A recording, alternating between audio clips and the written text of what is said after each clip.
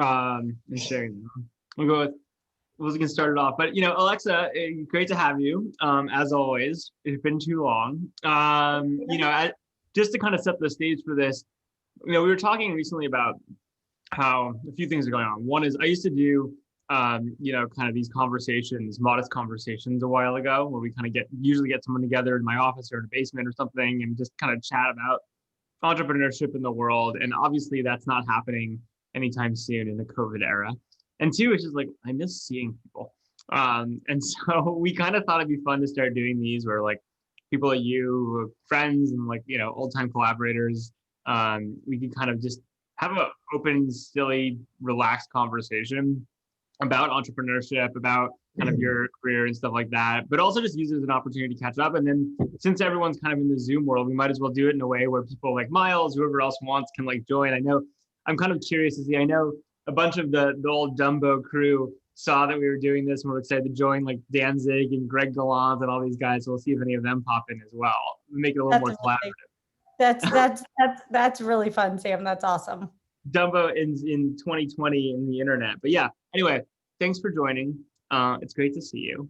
And really, we can talk about whatever you want and whatever questions people have. But I did think this framing of you've now built companies or been a part of things through a bunch of weird points in history, some big downturns with LearnVest that you built successfully to like a pretty big exit through 2008, and now kind of Inspired Start, which obviously started a little before the COVID era, but very quickly hit into the COVID era. I'm kind of curious, like, should we just be worried every time Alexa starts building a company that we're on the verge of like some sort of meltdown here? Is that the lesson to take away? Yeah, I think that is the lesson to take away, Sam. One, I feel very, very comfortable building through uncertainty. And I don't know if that's a personality trait or if that's, a pure luck moment. But I will say, it's when the world is asymmetrically dislocated, when, in some ways in 2008 was free. It literally felt like free fall. If you remember, in March this year, it felt like free fall for a moment. And in those moments, something happens to me where I actually, instead of becoming very cautious and very paranoid, I get very excited and I love to go find where there's something unique that's happening that I should be part of or think about. And so, sometimes stress shuts people down. Other times stress wakes people up. And for me, I think I'm one of those. Stress really wakes me up in a very, I think, productive way. Why? Where does that come from? Where does that come from? I don't know. So my entire family has been in the medical world, and my brother was an ER surgeon. So like, there's something to just say about like our comfort with chaos is, I think, probably something that's kind of hardwired. But I do think, your best CEOs as their businesses get bigger, they get better. And the best CEOs, I think when things get really, really uncertain, they get more certain. And I think it's kind of that steady hand that you're looking for in a surgeon. And I think that the analogy holds. I have this analogy, Sam, that I don't know when I came up with it. It was definitely in like the depths of LearnVest. And LearnVest was not an easy business to build, as you very much so remember as a friend through it all. But I always said being a CEO through a business is like being an ER surgeon where the patient needs 7 surgeries at any given time. And you have to triage and decide which one happens first and then which one happens second. Because if you do 7 surgeries at a time, the patient won't make it. And companies are very similar. And I think particularly companies through wild, uncertain moments, I think there's a lot of synergies to that. And so where does comfort with stress come from? I think it comes from training of just, my parents moved us around. We traveled a lot. We did a lot of things that were outside of normal comfort zones, camping in tents, those sort of things. And just getting comfortable with very different settings and figuring out how to create stability. Fair enough. So I want to talk mostly about Inspired Start, what you're doing now, but like the LearnVest experience. So what was the actual timeline there? You started it right before the financial crisis, right? And then immediately we're in it, right? Like Yes. I just remember you. So Alexa, for people who are watching or whatever who don't know, we were working together at the time. She was helping me build a company I was working on, W. I just remember you coming to the office and like hoarding gold jewelry to like sell as like gold spiked and things like that. But like, so I think, so what was the exact timeline on the start of LearnVest in the '08 financial crisis? Yeah, so I'll just start by saying first, everybody, Sam was one of my first phone calls when I decided I wanted to build a business. I was sitting at Morgan Stanley on the prop desk as like an analyst trader, consuming, how to understand balance sheets and businesses and all of that.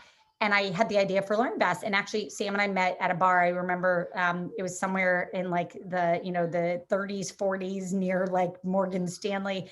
And I was like, here's what I'm thinking. And you actually said, why don't you come spend some time at Dropio and sit inside a business being built, come help me out. And you said nights and weekends, you can build LearnVest. And I'd already gotten into Harvard Business School. And so I technically founded LearnVest March of 2007. And by the time I left Dropio, because I had to go to HBS, otherwise I would have deferred longer and stayed longer. But 2008, I had to go to HBS. And then I made it 91 days, finished all my exams with great standing and dropped out. And then I started it. So that's when it in earnest was full-time, all my attention. And candidly, HBS, had they not been so strict about you must attend everything in person 5 days a week, it wasn't particularly easy to be an entrepreneur at HBS in 2008. I would have potentially tried to at least make it another semester, but at that point I was like, I'm going to go build this business. So I moved to New York and full year to stand it up, build the tech, get it up and running, build the seed fund. There were no seed funds. New York Angels gave me 50K. And I remember being like, that's not helpful because, I'm like, I need 500K. And so kind of duct taped it together. And then we ended up building TurboTax for financial planning for the masses. And on our 5th birthday, on March 25th, we sold, 5th birthday, literally March 25th of 2015, sold for $375 million. And then I had my first child that weekend. So just to bring it full circle of me, like, very good under extreme amounts of stress, selling your first business and also, having your first child in the same 5-day period of time, I think is a pretty intense thing for any human to go through. And in that moment, I actually learned that I had an even new gear, Sam, that I'd never experienced, which is like extreme calm when things get really crazy. And I didn't know it existed until you like fully tapped it in that way. So that's kind of the LearnVest story. We got to 200 employees, and it was a complicated, hard business to build. Yeah, fair enough. And like, how did '08, like, because since you started the business before, I mean, both of your businesses you started right before big crashes. Like, when '08 was actually happening and shit was hitting the fan, like, did it matter to your business, or the reality is you were so small and like you were kind of on your course that like it didn't really have an impact? Because I'll be honest with you, it's funny.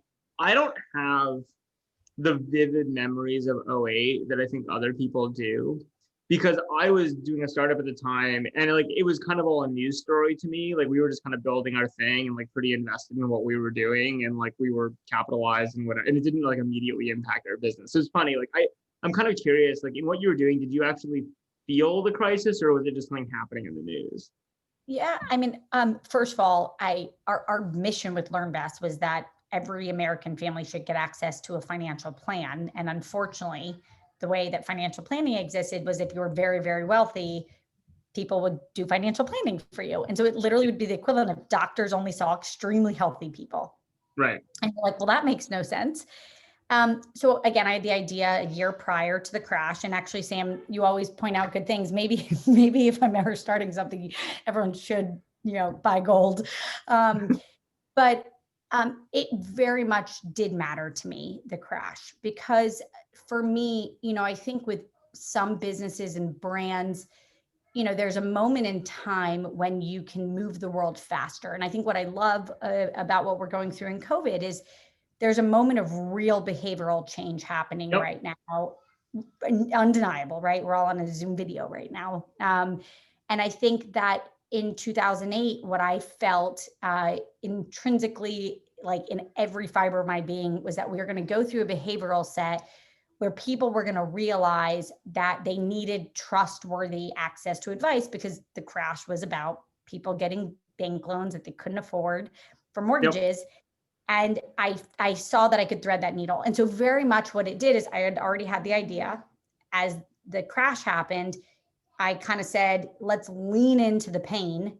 When everybody zigs, that's when you zag. And it was like, that's the moment to go build a brand, as long as I had the personal courage to go figure it out, because it was also the most personally stressful time to build a business because of all the uncertainty. And like, nobody wanted to say, let me take a first-time founder who's 23, 24, who's never built a business, doesn't know how to run a tech team. Thank God for Dropio. I could at least say, look, I sat next to a great one, and go raise. And so it gave me a window. And I, if you see the window, that's when you dive through it. So it helped you. I mean, like, I get that like it made financing hard, or getting financing the business, harder. But it's actually interesting. So there's an argument that in a lot of ways, the '08 crisis kind of proved your point, and at least from the LearnVest story, it's probably a tailwind for you, from people at least being willing to pay attention and engage with the brand you were building. Is that a fair way to think about it? Yeah, that's right. And I think, it was very early. FinTech didn't exist. It wasn't even a term. But what 2008 really did was it created this huge oxygen moment of behavioral shifts that said, I want to trust that I see my fees. I want to trust that I'm getting access to a trustworthy advisor. Yep. Everyone cared about their wallet. That was the other thing. Yep. It was like nobody wasn't worried about money. The whole country was worried about money. Yeah. And so it just created oxygen, and like that oxygen, I grabbed a balloon and said, let's put it, in a way where we can go and make this as big as we can. Fair enough. So you did that for a while. Then let's switch to Inspire Start in the kind of moment we're in now. So Inspire Start, again, you started about a year before COVID? When did you start raising? About a year? Inspired is sort of unique. I sold my business to Northwestern Mutual. Literally the actual day I left Northwestern Mutual, that same day, I closed $125 million to stand up Inspired. Had my third child, which also the other joke is crashes, children, and new businesses are all in the same window. And then finished the fundraise that summer and legally closed the fund last fall, so fall of 2019.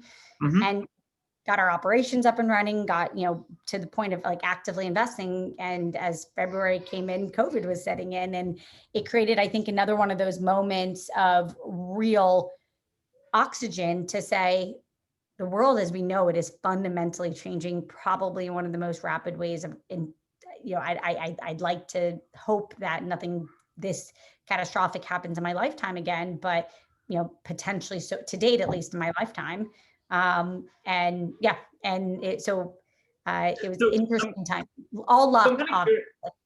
I'm curious, so you think about LearnVest and the first kind of iteration of this, like clearly you can make an argument that from like a market perspective, you had the right product for the market. Interestingly, when this crash, when COVID happened, I think a lot of other people were like, yep, finally going to burst the seed bubble. People are going to pull back. Like there's going to be like less capital, Instead, what we've seen is there was about a month pullback. For about a month, everyone went on pause and said, let's figure this out. And then we had a summer like I've never seen of activity in terms of valuations shooting up, as well as a huge amount of early stage activity. Like, where are you? I mean, like you're now, like me with on the slow venture side, at least, like selling a commodity, which is money, right? Yep.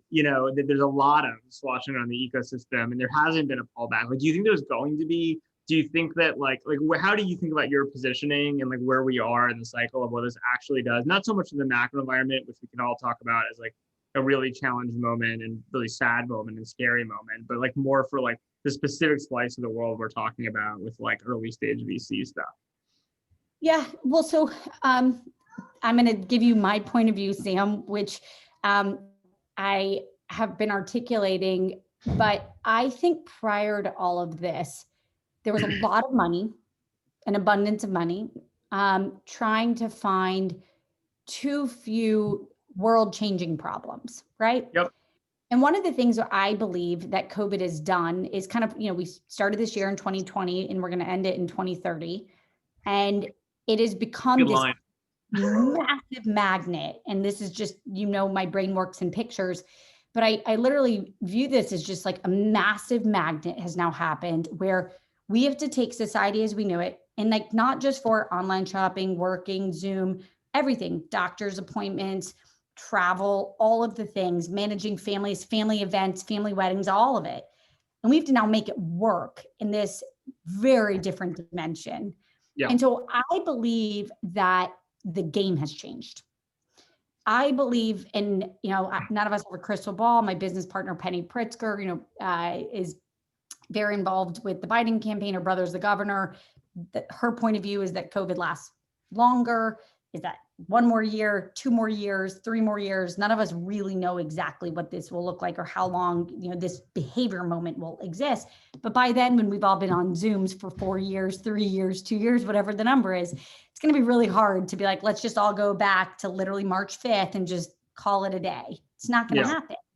And so I believe that literally the game has changed, Sam. We, for some period of time, for all of humans on the planet, are trying to do everything that we used to do, but with tools that are completely not designed for it.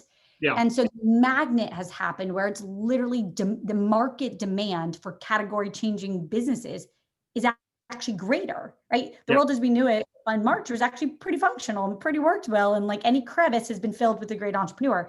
But overnight, the gap of crevices just got really effing big in my mind.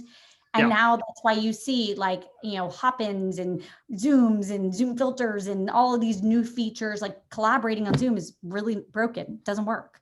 Like really trying to do a complicated whiteboarding session on Zoom doesn't work.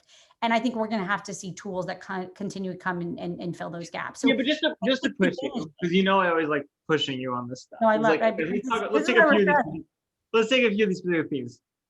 Like telemedicine. All right, obvious change. There's regulatory shift that just happened in terms of like there being suspension of the laws for a while for COVID, et cetera. Slow Ventures, our firm, like we were, seed investors in like Roman, which has been a huge success. We did long before, the COVID stuff sucked, but also there's been more we've done since then. There's a great company called like Plume we're invested in that's kind of targeted around the transgender community, telemedicine. But here's the thing about telemedicine. Everyone already had a thesis on telemedicine pre-COVID. It's just COVID dramatically accelerated it and pulled us forward a bunch of years, right? Same thing with one you and I are both invested in, like team shares, right? Like, you know what I mean? Like world of small businesses, small business ownership, whatever. Like I'm going to be fascinated to see what happens to team shares in that world. I think this is a potentially huge moment for them, but that's an investment we did before, right? And the collaboration stuff is interesting, like the SaaS collaboration tools, et cetera. Like no question, Zoom obviously has had an incredible public market run up since COVID, right? Et cetera. But like there was already, at least in our neck of the woods around Silicon Valley, like this incredible amount of pressure around next generation remote collaboration tools because everyone thought it was coming. All COVID did was like put this pedal to the metal dramatically. I guess the question in my mind is like, when I look at this stuff, or hop in just, I think this, what is it, 2.5 billion they just raised that or something ridiculous. Like as a capitalist putting money to work, right? Like a lot of these themes, since everyone kind of agrees they're the themes, might not be great places to hunt. Or do you think the reality is the market's so big that even hopping at 2.5 billion or a bunch of these themes that were already there but accelerated are still worth doubling down and tripling down on? I mean, my point of view on this is that the biggest threat to us as investors would be if we completely lack imagination.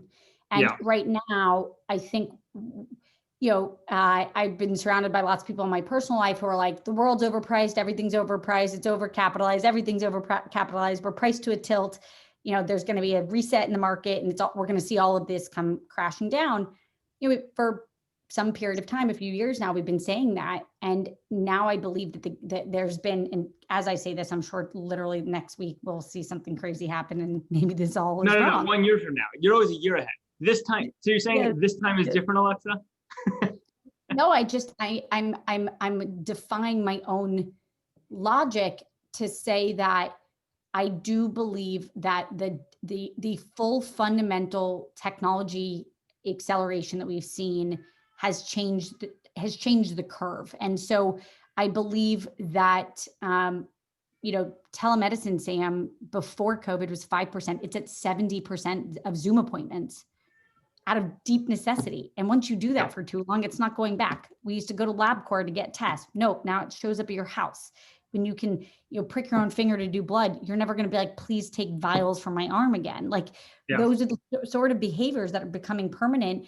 And so I think we're just literally, we're literally creating new permanent behaviors.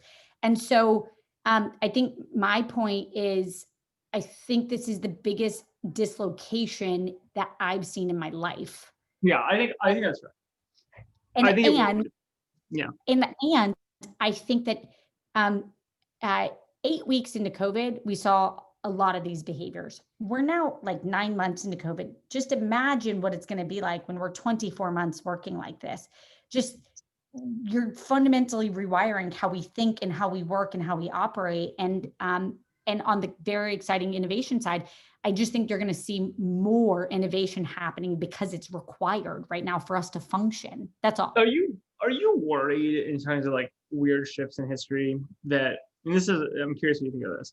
So I feel like there was a huge wave this summer of really interesting, innovative stuff. And I feel like it's not as intense now as it was this summer. And here's my theory on why. My theory is there's a bunch of people who are working on ideas or collaborating or close to starting companies that then did a race to get going in finance as soon as they were stuck remote or whatever. And now we're in this place where like actually a lot of people don't want to leave their safe jobs to go do crazy, audacious things because we're in like, it's like a terrible time in theory to leave the safety of a job, like from an overall life perspective.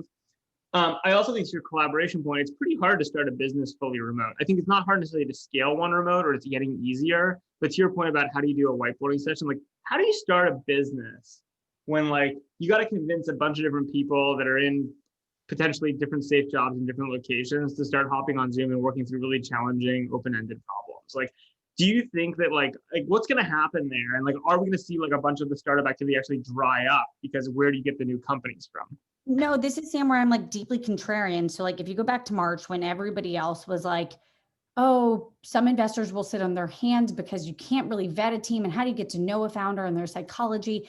And my immediate instinct was this is our new way, this is our new normal. This is going to be our new way of working for long enough, whether again, I don't have a crystal ball. Is it 24 months? Is it 36 months? Is it longer? So I actually think, Sam, that a tool will be built to solve the problem you just said. It's a limitation of the technology, not a limitation of our life. So it's like, yes, of course, companies are going to be built right now. And out of the sheer like necessity is the best invention, you're going to have people be like, this janky ass tool of Zoom's not working for like really X. And someone's going to build some hack on, and all of a sudden it's going to become a real platform that people use and more companies will be built, distributed. And so again, I'm a little bit of like, you shouldn't, so important stat. If you go back and look at the S&P 500 over the last now 150 years, 50% of the current S&P 500 was built in a moment of asymmetric dislocation. The 1917, 1918, the Great Depression, I can't name every recession, but literally 50% of the world's most, the businesses that we think of were built in moments like this.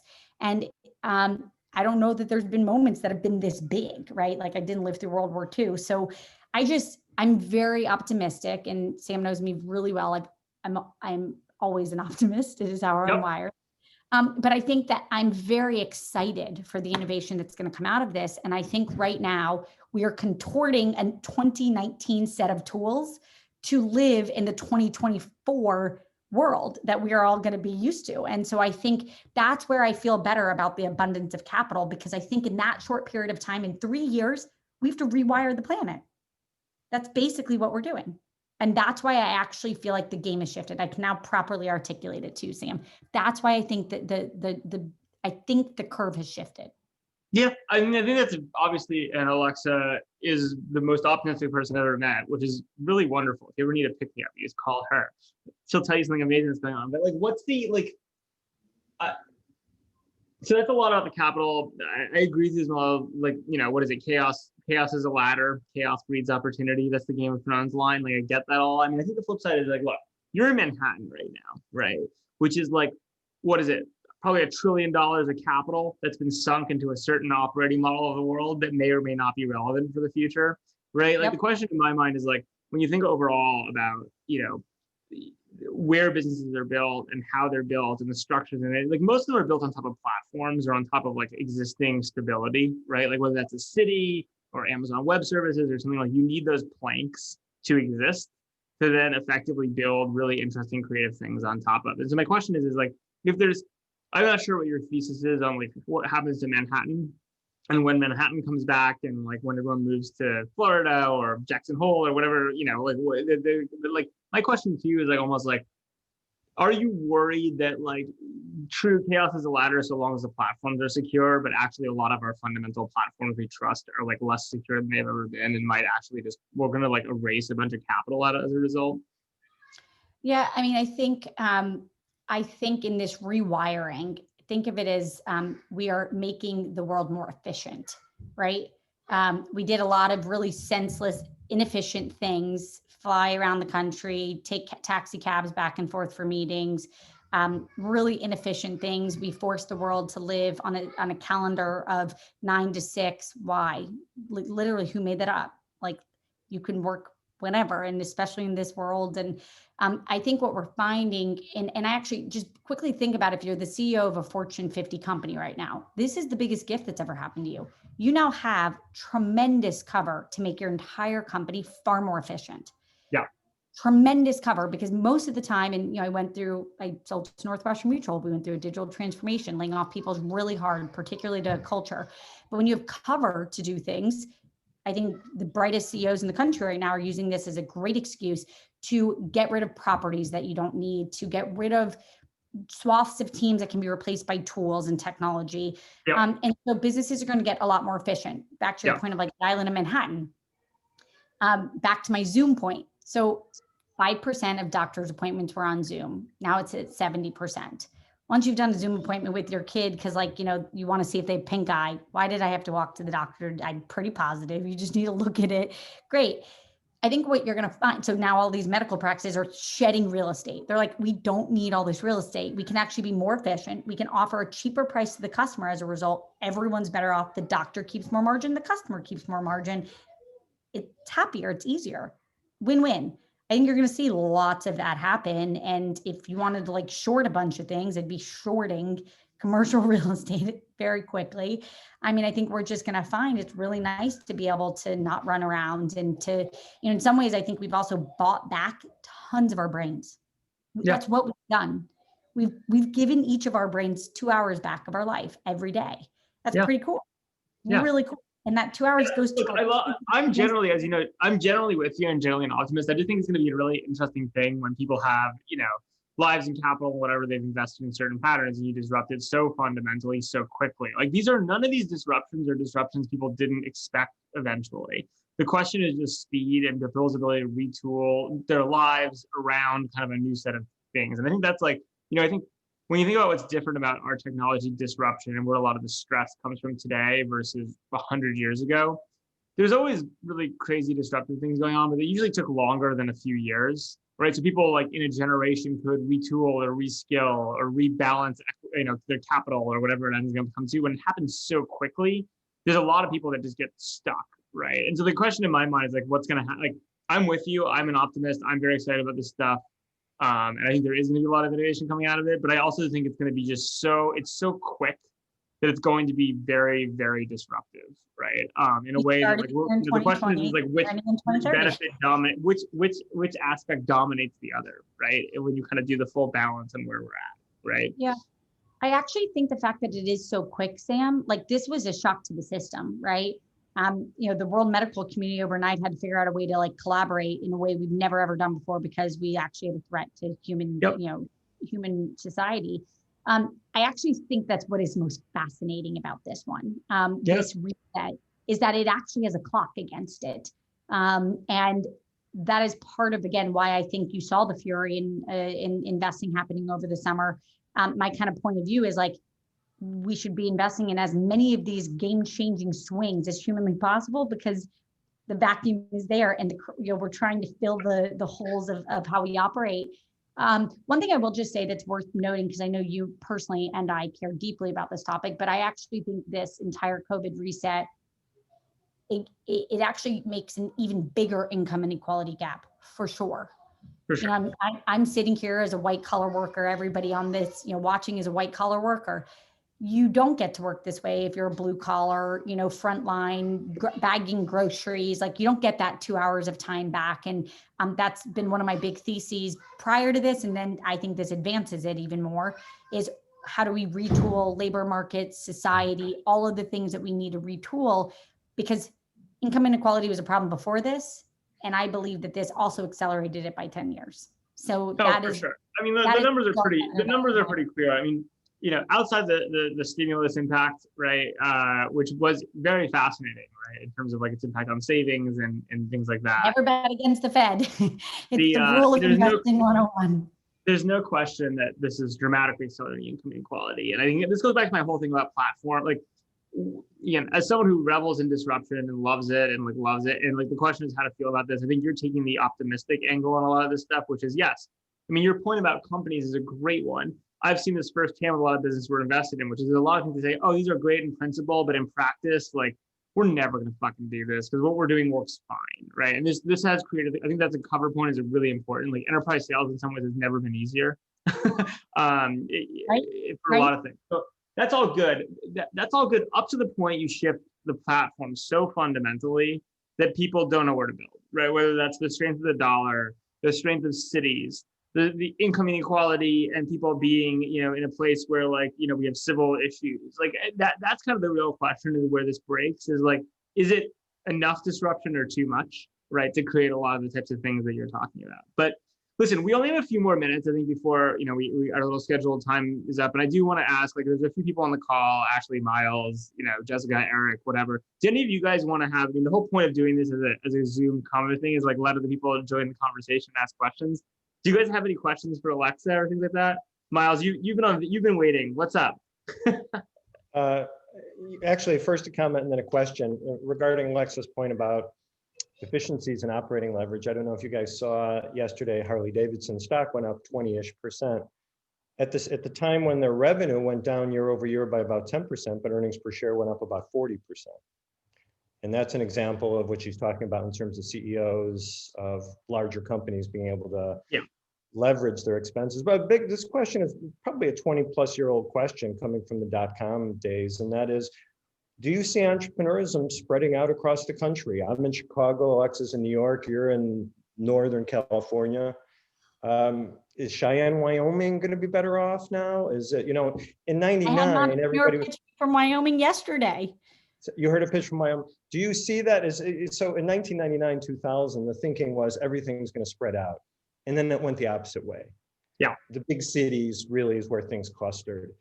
Do you Sam, think that I might want you change? to answer that one. You answer that first, and then I'm happy. Yeah, so I love this question. I think it's a really interesting one. Here's the upshot. I remember that because my father was involved in the internet era, and he was one of these guys in the mid 90s who basically came to the conclusion, I need to meet everyone in person once, and then everything will be digital. I don't need to see, you know, I don't need to, you know, the whole night. And he was wrong, right? The guy who was right in that era was Scott Heiferman, right? The meetup.com story, which is basically saying, look, it turns out that when you have super powerful technology, it makes cities more valuable because all of a sudden it's much easier to find what's going on in cities. So you cluster people together and all this energy is happening. And if you can search across it and find awesome stuff and find new bars and find new events, all of a sudden cities are even more valuable than they were before. And being outside the city is less valuable. So there's a huge amount of pressure into cities because of technology. You know, there's no question that this moment has seen, it's kind of, everything kind of goes in cycles. Like we're seeing that, oh my God, the world is so built out now that is there a world in which people can live anywhere, you know, interact, like what are the values of that? Certainly, I mean, there are effects I think will be clear. Like for instance, you know, the stranglehold of the Bay Area of few spaces on technical talent and therefore skyrocketing wages in those areas relative to everywhere else, that's going to shift. Like Silicon Valley engineers are not going to make in 2025 what they make today because the market will just open up in certain ways. Like it will become more distributed. You know, across the globe. We just created a flat market for talent. Same thing with like capital. Capital is going to go a lot more places, right? And so I think there will be a flattening of that. Here's the interesting question though, and this Alexa makes I think the key point, then I'll let her respond, which is not clear that Cheyenne or American cities benefit. Because in the end of the day, like right now, there's a whole bunch of reasons, like there's a whole bunch of special characteristics and things you get if you're inside the United States. This is not like a revolution that's happening region by region. It's going to happen globally. And so the world might be better off, right? But it's actually not clear, as with any globalization story, that the US will actually be better off, right? Would be my personal question about that. But and Sam, I think that over the next 50 years, whether or not the US will be better off is something that is definitely a concern. My point of view, so technology's changed dramatically over the last, not just 10 years, 1 year, 20 years. You know what hasn't changed in thousands of years? People. We are literally hardwired. There is so little, I mean, to get us to have small changes takes centuries, right? We're deeply social beings. We love to be together. I mean, if you want to go see your best friend, sure, you can Zoom, but would you prefer to sit next to your best friend and have a beer or a glass of wine or a snack? Yeah. When you see your parents or family or kids, do you want to be with them in person? Yeah. Why? Because we are wired to be social beings. And so my view on like, is New York City dead? Is San Francisco dead? No, never. Like people like to congregate. People like to go to those places because they want to meet the other people that are in those places that also want to dream and swing and think big. That said, will we see, some portion of that population permanently opt out 5-10% and go to other places and better populate other places also? Will that make New York any less New York City? No. Will it make SF any less New York? No. But will it make maybe Cheyenne, Wyoming cooler and better and more tech enabled? Yeah. And like, could $1 billion business be built there? Probably. Because you no longer are beholden to being like the tools, back to Sam's point, we're lacking imagination here, which is like, we're thinking of the tools that we know and see ahead of us, as opposed to the tools that are going to exist in 5 years that unlock it all. Maybe, but I generally agree with that thesis, but I would say there's a few things you might be not being disruptive about in your own thinking about how this works, Alexa, since you're pushing on the disruptive side. So like, yes, humans are pretty deeply hardwired to be social, but there's a bunch of stuff going on in like the social space, for instance, which changes where you actually get your utility, like your happiness from, or like what your relationships and how they map and look like, that really change the equation of who you spend with time with and how. I'll give you two very contrary effects that are happening at the same time. One is what I'll call like the Facebook Messenger or the iMessage effect, right? Which is you can have fewer good friends and you know less of the people around you, because the people you love the most, you can be in contact with all the time, right? In a world pre-technology where like you kind of had to spend time with your neighbors, you're on the subway, you're in an office, you're going to spend time with whoever's there because that's who's in front of you, and like you build a wider, diverse set of like relationships in that space. Now it's like, look, I have like 20 friends that are really good friends. I'm always in contact with them no matter where I am globally, right? And that changes hugely like how I value relationships and position myself and where I want to be. The flip side effect is I'll call the professional friends version, which you look at the Instagram or the TikToks of the world. We're like, yeah, I love looking at people. Humans are deep wired to look at people and find them really interesting. But the professional and semi-professional friends on some of these services are just like way more entertaining than my actual friends, right? And so if you think about like real connection, or like humans are hardwired for certain things, like or even like VR, like the future of like AI and VR, if you want to be really disruptive, you're like, look, you know who's the most amusing person in the world? Me, right? And if you create a whole world that's customized me, it's going to be interesting how, again, none of these themes are new, but I think, cities aren't going to go anywhere fast. And there's always been a debate about whether they're social centers or economic centers and how those things interact and play out. But I do think that like you can imagine living in lots of different places and, spending a day a week in a city or whatever in like a very different patterns, which can be highly disruptive personally. And when we have driverless cars, you're going to be able to go at 250 miles per hour down a road so that you can spend 3 days in the city and 2 days in the country or whatever. But you don't even need those as much if you can just zoom in 4 days a week and there's like third as much traffic. I mean, we're going to see how these things play out. I love cities, but I'm not sure. But my whole point is we are simply unbundling in really unique ways. And I think there's a lot of bets to make right now. And Yeah. just like anybody else, I don't know if my bets are going to be right, but I think Yeah. it's worth making some pretty wild bets in this vintage of the next 2 years. There's some swings worth taking. I love it. Anyone else have a question they want to ask Alexa? We'll do one more question before we have to drop. No one? Bueller? If nobody does, I want to do a follow-up comment then. Is All that right. okay? Yeah, Well, go for if it. someone has a question, they can go for it. I'll back off. No, go for it, No, please. Go for it, You know, Miles. Alexa, I thought there were, in a way, there was kind of a forces pushing against your comment about us being deeply social beings, but technology will push things aside, different parts of the world, maybe outside the US, like Sam is saying. But I'm looking back to the fact that I started my business career as post-military over 30 years ago at Pricewaterhouse Century City. And the reason I bring that up is the work was hard. It was often very boring, but the highlight was being with really good people, sharp people. And I don't see, and I think that's kind of left aside, which is a lot of our work is boring and difficult. And when you're alone with that combination, it's deadly. But when you're next to a coworker and you have to show him or her, you can get the job done, you can do it well, they can assist you in it. I think that's a big deal. Am I missing that? Does that seem unreasonable? And then the conclusion would be, we still need to congregate. You still need Pricewaterhouse's Century City office, and you got to be there most of the time. Yeah, I mean, Is that old school? Yeah, just keep it simple. There's a reason why churches exist, right? Congregations, you come together in times of real moment of need. And so again, my point on the like social being, and I think Sam's point is awesome, which is we're going to get our social fix from different places. It's not going to all come from the traditional sitting around a Thanksgiving table, looking people in the eye. But I do think in moments of severe anxiety, stress, weakness, pain, loss, et cetera, you're not like, let me be alone with my phone, right? Like that's never going to probably be like the first instinct, or at least not in the next 50 years of my lifetime. So I agree with you very much, Miles. I think we're social beings. We need other people. So Sam, this is awesome. I would love to talk to you all the time, Sam. Yeah, so in closing, I want to make one recommendation, a media recommendation for those on the call on this topic. And then Alexa, I'm not sure, maybe you have a media recommendation too, but mine is, there's a very funny show. It's not my favorite, but it's a funny show called Mythic Quest on Apple Plus TV.